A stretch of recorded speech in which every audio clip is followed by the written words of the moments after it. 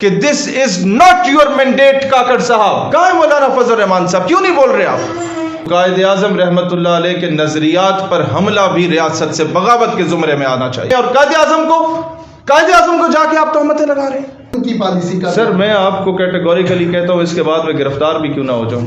اگر یہ اس کے ماسٹر مائنڈ کا بیان ہے تو بھی میرے جوتے کی نوک پہ، اگر یہ اس کا ذاتی بیان ہے تو بھی میرے جوتے کی نوک پہ، اگر یہ ریاستی پالیسی بناتے جا رہے تو بھی میرے جوتے کی نوک پہ. اسرائیل کو پاکستان کی 24 کروڑ عوام کبھی بھی تسلیم کرنے کو تیار نہیں ہوگی کہ کوئی بھی خود کو قائد اعظم محمد علی جناح سے بڑا فلسفی نہ گردانے کہ جناح ہاؤس پر اگر حملہ ریاست سے بغاوت ہے اور یقیناً بغاوت ہے تو قائد اعظم رحمت اللہ علیہ کے نظریات پر حملہ بھی ریاست سے بغاوت کے زمرے میں آنا چاہیے.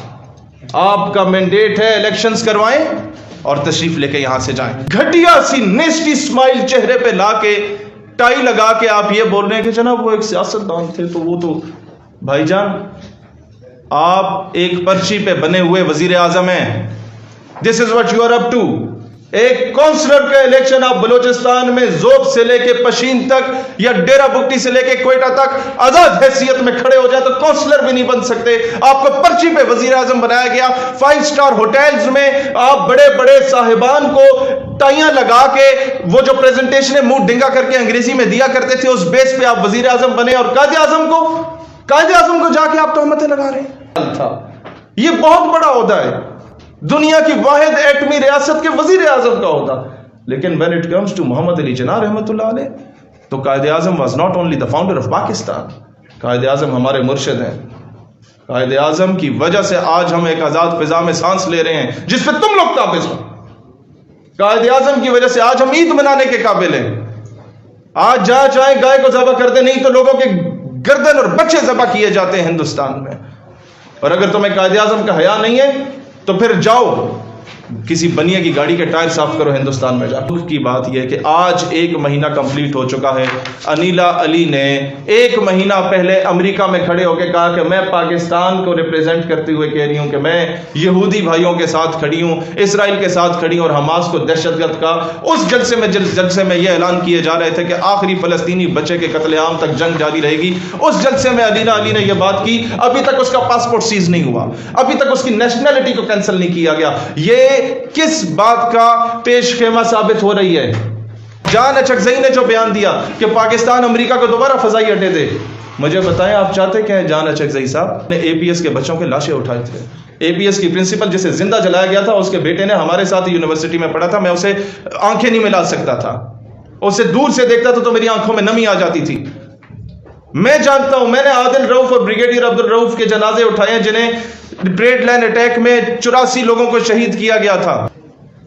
اس طرح کے بیانات دے کے تم کیا چاہتے ہو؟ کب تک کیا دوبارہ ہم لوگ اپنے فاٹا کے لوگوں کو جو ہے وہ بیار و مددگار چھوڑیں گے؟ کیا دوبارہ ہم اپنے لیفٹینوں کپتانوں کے اور اپنے سپاہیوں کے جنازے اٹھائیں گے؟ اتنا آسان ہو جاتا ہے. تم نے امریکہ کی خوشنودی حاصل کر لی، کسی اور انداز میں کرو. یہ پاکستان کی سالمیت اور پاکستان کی خود مختاری پہ حملہ ہے جو بات آج جان اچکزئی کر رہا ہے. اور اس کے بعد مجال ہے کہ کوئی اس پہ بولے، مجال ہے کہ کوئی اسے شٹ اپ کال دے.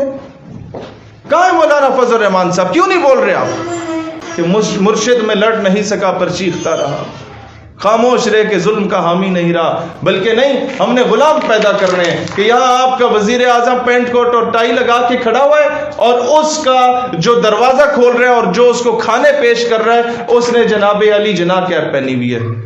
کیا ہم اپنی ثقافت کی ڈائریکٹلی یا انڈائریکٹلی توہین نہیں کر رہے؟ پاکستان نظریاتی پارٹی جب بھی گورنمنٹ میں آئی ہم نے یہ لازم کرا دینا ہے کہ ہمارے جو سرکاری عہدیداران ہیں، بیوروکریٹس ہیں، وہ پاکستان کا قومی لباس پہنیں گے. اور ہمارے شادیوں پہ انشاءاللہ جن لوگوں نے بھی ڈھول بجانا ہوگا ان کو ہم آنر دیں گے، ان کو احترام دیں گے اور پینٹ کوٹ ٹائی پہنائیں گے انشاءاللہ تعالیٰ. کرنے کو بہت کچھ تھا پر طے یہ ہوا تھا ہم سر بکف لوگ بغاوت ہی کریں گے. ہم باغی ہیں، اس نظام کے باغی ہیں، ریاست پر قابض ان قوتوں کے باغی ہیں جن قوتوں نے ہمیشہ اسرائیل کے لیے راہ ہموار کرنے کی کوشش کی. اس وقت جب میرے فلسطین کے بچے شہید ہو رہے تھے، کاکڑ صاحب یہ بچے تمہارے اور میرے بچوں سے 1-2 سال بڑے یا چھوٹے ہیں. جو حال ان کا ہو رہا ہے، ان کے ہاسپٹلز پہ اٹیک ہو رہا ہے، تم مذاق بنا رہے ہو اسماعیل ہانیہ کے بیانات کا کہ پاکستان کو سٹینڈ لینا چاہیے. تم کہتے ہو کہ جناب ایک بندے کے بیان پہ ہم لوگ پوری ریاست کو رسک پہ نہیں رکھ سکتے. بھائی یہ اسلامی جمہوریہ پاکستان ہے، یہ کسی نظریے پہ بنی تھی. یہ تم لوگوں کے بچے پالنے کے لیے نہیں بنی تھی صرف، تم لوگوں کو ارب پتی بنانے کے لیے نہیں بنی تھی صرف.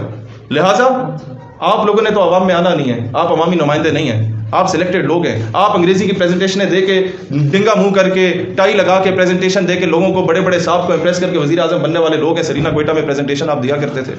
اب عوام کے حقیقی نمائندے عوام میں آنے چاہیے جو بعد میں عوام کو فیس بھی کر سکے. آپ جناب Ali, there is no two state solution, there is only state that is Palestine, اور اس پر کوئی کمپرومائز نہیں ہوگا.